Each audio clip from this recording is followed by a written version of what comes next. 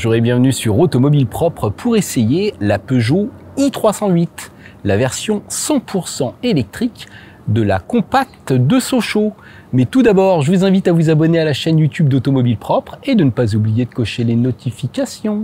La Peugeot 308 est une berline compacte 5 portes qui existe en version thermique, hybride rechargeable ou 100% électrique. Elle mesure 4,37 m de long pour 1,86 m de large et 1,48 m de haut. Elle est donc un peu plus longue que sa principale rivale, la Mégane électrique. Le modèle que nous essayons aujourd'hui est en finition Allure, c'est la finition d'accès à la gamme 100% électrique sur la 308. Cette finition Allure intègre une belle calandre noire avec le nouveau logo Peugeot. Là, on peut voir les jantes de 18 pouces, chaussées de pneus Michelin Yprématie. La peinture métallisée blanche est facturée 350 € en option. Là, vous pouvez voir les pourtours de vitres noires ainsi que les vitres arrière surteintées noires. La vitre arrière est également surteintée et elle bénéficie d'un essuie-glace, ce qui n'est pas toujours le cas. Vous noterez également que l'ensemble des optiques sont entièrement à LED, que ce soit à l'arrière ou à l'avant. Et à l'avant, on bénéficie de feux de route automatiques. Côté mécanique, cette Peugeot i308 reçoit un bloc synchrone à aimant permanent qui offre 156 chevaux pour 270 Nm de couple. Vous pouvez voir que ce moteur est situé donc à l'avant, comme sur une voiture thermique. On trouve également le réducteur de couple, l'équivalent de la boîte de vitesse, à l'avant également. Et ce moteur est associé à une batterie au nickel manganèse Cobalt, batterie qui offre 54 kWh de capacité brute, qui nous fait 51 kWh de capacité nette. Donc une petite batterie. Comme on est sur une voiture qui s'adapte à plusieurs motorisations, le châssis utilise, je dirais, une plateforme très classique, très traditionnelle, avec des combinés McPherson à l'avant et à l'arrière un essieu semi-rigide avec une barre Panhard. Regardons le coffre de cette berline 5 portes, donc qui s'ouvre comme ceci. C'est pas un haillon électrique, mais c'est un haillon quand même, vous voyez, c'est assez large au niveau de l'accès. C'est moins creusé que dans la Mégane, vous voyez, donc c'est plus facile à charger. En revanche, on n'a que 361 litres, c'est quand même assez limité dans la catégorie, c'est beaucoup moins que la Mégane. On a quand même une trappe à ski, une banquette qui se rabat en deux parties, en 2 tiers, 1 tiers. Là, c'est dommage, c'est pas creusé. Et ici, on a un petit rangement, mais c'est quand même très limité. Donc pour les câbles, comme on n'a pas de frunk, eh bien, il faudra avoir cette petite valise, ce qui se fait au détriment du volume. Mais heureusement, bientôt, on aura une version break de cette i308. À l'arrière de cette Peugeot 308, eh bien, l'espace aux jambes est pas immense, mais on est quand même très bien installé. Pourquoi? Parce que c'est creusé ici. Donc vous voyez un gabarit d'1,77 m comme le mien. Derrière, un autre gabarit similaire a suffisamment d'espace. On peut passer les pieds sous les assises, c'est bien aussi. Mais le gros point fort, c'est le fait, vous voyez, d'avoir les genoux pas trop hauts par rapport aux fessiers, contrairement à la majorité des véhicules électriques. Donc on est vraiment très très bien installé. La banquette est confortable. On a un accoudoir central qui est bien rembourré aussi avec des portes gobelets. J'aime beaucoup la texture de la sellerie avec les surpiqûres. Ça donne un côté très qualitatif. 2 petites buses de ventilation, 2 prises USB-C, un petit rangement, aumônière, pas mal, bac de contre-porte assez spacieux. Et puis on descend les vitres surteintées quasi jusqu'en bas. Bref, on est bien installé, mais à condition d'avoir seulement 2 adultes à l'arrière, puisque la place centrale eh bien, est handicapée par ce tunnel de transmission. C'est un petit peu dommage, mais c'est pas mal quand même. Passons à l'avant. À l'avant, les sièges en tissu simili-cuir présentent très bien également. Ces sièges profitent également d'une fonction chauffante, tout comme le volant qui est chauffant. Ils offrent un excellent niveau de confort. Alors on a des réglages manuels, mais vous noterez qu'on peut régler le siège passager en hauteur. Ça, ce n'est pas le cas dans toutes les voitures. La présentation de la planche de bord est très valorisante avec un design extrêmement travaillé. Côté finition, c'est plutôt pas mal. Vous voyez que c'est rembourré sur le dessus des contreportes. Malheureusement, pas sur le haut des contreportes arrière. Mais le dessus de la planche de bord est lui aussi bien rembourré. Donc, vous voyez, quand j'appuie sur la casquette des compteurs, ça craque un petit peu, mais franchement, c'est pas mal.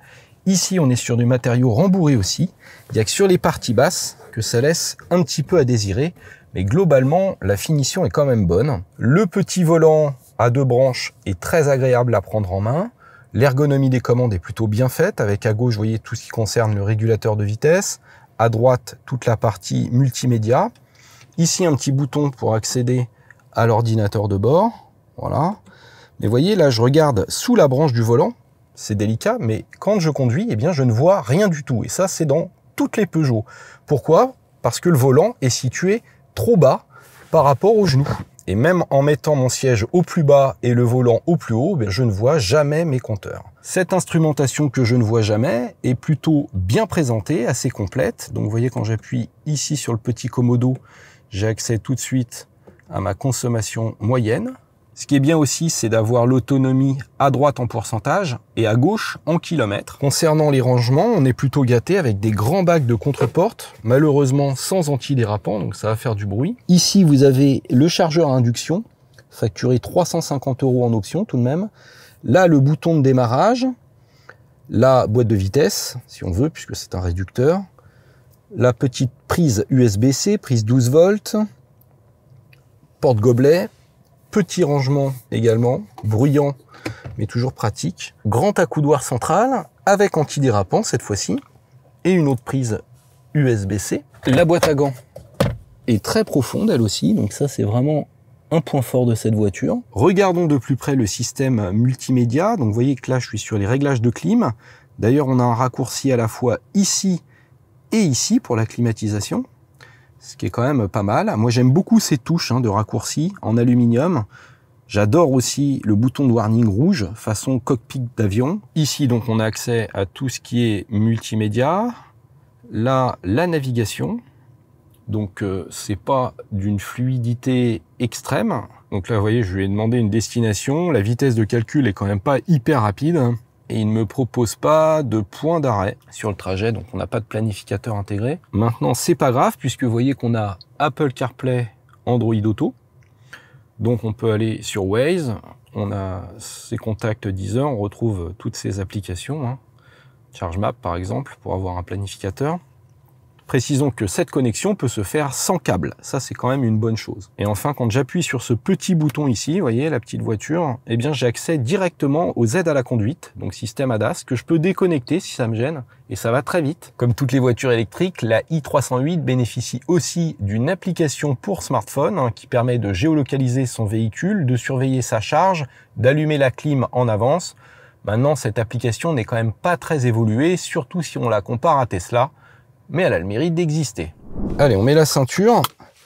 Alors, on a un système d'accès main libre, une clé main libre avec un démarrage main libre, facturé 350 €.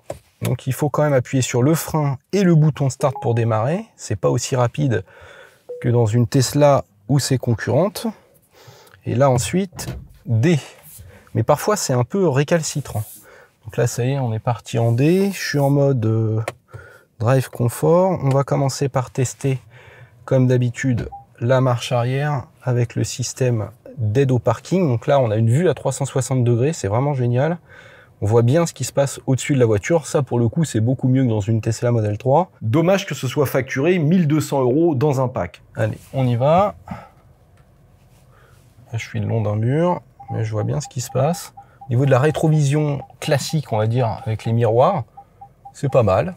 Vous voyez, j'ai pas rangé mon appui-tête arrière, mais il me gêne pas trop. Faudra pas lever tous les appuis-tête en même temps, mais sinon, comme ça, c'est plutôt pas mal. Et les rétros aussi ont une bonne dimension. Voilà, ça bip bip. On va passer en marche avant et en route. Alors, au niveau du diamètre de braquage, on va être autour de 10,5 mètres entre trottoirs. C'est dans la moyenne, je dirais. C'est beaucoup mieux qu'une Tesla Model 3, mais c'est une berline familiale, la Tesla, donc elle est plus longue. Ça braque mieux et c'est plus compact, donc mieux adapté à la ville. Alors on entend quand même résonner les suspensions dans l'habitacle quand même. Mais ça filtre bien, assez confort, la direction est très douce. Donc là, je suis parti en mode éco, elle se met d'office en mode éco. Donc là, je passe en normal ou en sport. Ça va jouer surtout sur la réactivité de l'accélérateur, c'est surtout ça qui va changer. Pour intervenir sur la régénération, il faut appuyer sur le mode B. Et là, je dirais que la régénération est un peu plus forte, mais ça reste limité quand même. Là, je vais vous montrer. Vous voyez, là, je suis devant une école à 30. Je lâche l'accélérateur en mode B. Et vous voyez, elle va pas aller jusqu'à l'arrêt complet. Elle va ramper à 5-6 km/h. Voilà, un petit peu en dessous de 10 km/h. Mais elle ne s'arrête pas toute seule, donc il n'y a pas de conduite à une pédale. Et je dirais que la différence entre le mode normal et le mode break, c'est un peu la différence qu'on aurait entre une voiture essence et une voiture diesel. On va avoir un peu plus de freinage régénératif, un peu plus de frein moteur, mais ça reste pas très marqué. On est plus dans les sensations d'une voiture thermique, encore une fois. Allez, on va aller voir ce que ça donne sur route. Et c'est parti pour un petit tour sur route sinueuse de forêt. Donc, je me suis mis en mode sport. Maintenant, les accélérations sont pas exceptionnelles, hein. 10 secondes 5 sur le 0 à 100. C'est beaucoup moins bien que les concurrentes. La Mégane, les Tesla, n'en parlons pas, même la BYD Seal. Et on y va quand même. Alors l'avantage, c'est que ça motrice correctement, puisqu'on a des bons pneus. On n'a que 270 Nm de couple, donc c'est pas trop méchant pour le train avant. Il faudra se méfier sur le mouillé, mais en motricité, ça va. Là, vous voyez, ça tourne bien, j'y vais. Alors le train avant est un peu pâteau quand même, hein. Mais bon, on l'a vu, on a le moteur plus le réducteur en porte-à-faux avant, donc forcément ça nuit à l'équilibre. Là, vous voyez, j'arrive dans une courbe, je force un peu. Voilà, on sent qu'elle a tendance à élargir la trajectoire, à sous-virer. Elle fait 1684 kg, hein, donc c'est relativement lourd pour une voiture avec une petite batterie. Voilà, hop, tout de suite, vous voyez, elle tire sur son train avant. Le train arrière est vraiment immobile, hein. Là, je vais prendre les freins, il n'y a personne derrière. Ça freine pas mal. On a un bon feeling au niveau de la pédale, hein. On n'a pas cette différence entre freinage régénératif et freinage à plaquette qu'on peut avoir sur les hybrides. Donc c'est plutôt pas mal. Et la direction est aussi très bien calibrée. Donc les commandes sont impeccables. Les suspensions sont bonnes aussi, mais la voiture n'est pas hyper bien équilibrée. Elle est lourde. On est à presque 50 kg de plus que la Mégane électrique. Et encore une fois, on a beaucoup de poids sur le train avant. Donc c'est dommage, on ne retrouve pas l'incisivité d'une Peugeot classique. Donc, quand j'ai fait ma séquence route, j'avais laissé les aides à la conduite du système ADAS. Et vous voyez, j'ai pas eu de bip ni de correction de trajectoire désagréable. Preuve que ces aides sont bien paramétrées. C'est toute la différence entre les marques européennes et les marques chinoises qui ont des aides beaucoup trop gênantes et interventionnistes. Maintenant, les Chinois corrigeront certainement le tir rapidement. Allez, maintenant, on se prend un bout d'autoroute. On va voir ce que ça donne. Il fait beau. On va rouler à 130 puisqu'on est sur autoroute française. J'accélère à fond là parce que j'ai un camion qui arrive. Donc, comme vous pouvez l'entendre, à partir de 130 km/h, le niveau de bruit est tout à fait correct. Maintenant, il reste moins bon que sur les berlines familiales électriques comme Tesla ou BYD Seal. Pourquoi? Parce qu'on n'a pas de double vitrage et clairement l'insonorisation est moins bonne, l'aérodynamique est moins bonne aussi. Donc on a une voiture qui est un peu plus sonore, tant en bruit de roulement, surtout avec les 18 pouces en Michelin e-Primacy, qu'en bruit d'air. On entend un peu de bruit d'air au niveau des montants de pare-brise. C'est mieux qu'un véhicule thermique, mais on va dire que c'est pas la référence de la catégorie. Je vais mettre le régulateur de vitesse. Donc hop, j'appuie sur Assist. Ensuite, j'appuie sur le petit bouton. Et je suis obligé de baisser ma tête ou de soulever pour regarder mes compteurs, ce qui est quand même pas très confortable. En revanche, l'ergonomie des commandes est vraiment impeccable. J'ai juste le petit bouton là pour passer plus à moins sur la vitesse. J'ai la lecture des panneaux de signalisation donc qui va m'indiquer la vitesse. Ça c'est super. Même chose pour régler la distance avec le véhicule d'en face. Suffit d'appuyer sur le petit bouton là. Hop. Voilà, une fois, deux fois. Moi je me mets au plus près. Donc tout ça c'est bien. Concernant les aides à la conduite, donc elle va corriger si je m'éloigne, mais elle va pas se maintenir toute seule au milieu de la voie. Ça c'est réservé sur un pack et sur la finition GT. Encore une fois, ces aides à la conduite sont vraiment très bien calibrées. Ça va pas biper pour un oui, pour un non. Sans doute aussi parce que ça respecte les anciennes normes. Les nouvelles normes de sécurité sur les ADAS sont beaucoup plus pénibles.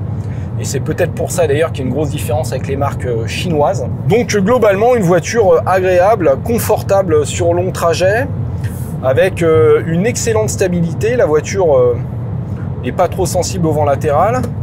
La vitesse de pointe est limitée à 170. Je dirais que c'est amplement suffisant, d'autant plus que plus on va rouler vite et moins on aura d'autonomie. Et avec une petite batterie de 51 kWh, eh bien cette autonomie, il faut la préserver. Là, vous voyez, quand je regarde l'ordinateur de bord, j'ai gardé la voiture plusieurs jours. J'ai fait un aller-retour Paris-Le Mans et j'ai jamais été au-delà de 21 kWh au 100. sachant que je roule à un bon 130, si vous voyez ce que je veux dire. Et je dirais qu'en usage urbain, eh bien, vous pourrez vous en tirer pour 17 kWh au 100 sans problème. Et en roulant sagement sur autoroute, vous pourrez être autour des 19 kWh au 100. C'est presque la consommation d'une Tesla, hein, sauf que la voiture est beaucoup moins puissante. Selon les normes officielles, la voiture est censée pouvoir faire 410 km. Dans les faits, vous ferez 300 km en usage mixte et 200 km sur autoroute. Alors ce qui est dommage, c'est qu'on n'a pas de capacité de remorquage. Donc on a un petit coffre, mais on ne peut pas mettre de remorque. C'est limité à 80 kg la charge à l'arrière, donc c'est uniquement pour un porte-vélo. Et nous voici sur une station de charge rapide chez Engie, où notre Peugeot i308 peut recevoir jusqu'à 100 kW de puissance de charge maxi en courant continu, donc c'est le cas ici. Vous pouvez même voir qu'elle a dépassé les 100 kW de puissance. Et en courant alternatif, eh bien, elle intègre un chargeur embarqué de 11 kW. Donc tout ça, c'est pas mal, c'est dans la moyenne. Ça va permettre sur autoroute de faire un plein tous les 200 km en environ 30 minutes. Concernant les tarifs, cette Peugeot i308 est accessible à partir de 43 900 € hors bonus dans cette finition Allure, ce qui fait quand même très cher. Maintenant, Peugeot fait des remises, donc il ne faudra pas hésiter à négocier. Vous pouvez obtenir au moins 1000 € en concession, puisque le constructeur est quand même conscient que sa voiture est beaucoup plus chère que la concurrence. La concurrence, c'est qui? C'est la MG4, d'abord, qui est accessible à moins de 40 000 € avec une grosse batterie de 77 kWh. Ça peut être la Cupra Born, ou encore, je vous dis, dans la catégorie supérieure, la Tesla Model 3. Donc ça, c'est quand même dommage, hein, parce que c'est une voiture qui est parfaitement adaptée au marché français. C'est une Peugeot, comme on les aime, une vraie compacte, mais son tarif est totalement délirant par rapport au marché actuel. J'espère que cette vidéo vous a plu. Je vous invite à vous abonner à la chaîne YouTube d'Automobile Propre, et je vous dis à très bientôt. Abonnez-vous, abonnez-vous, abonnez-vous.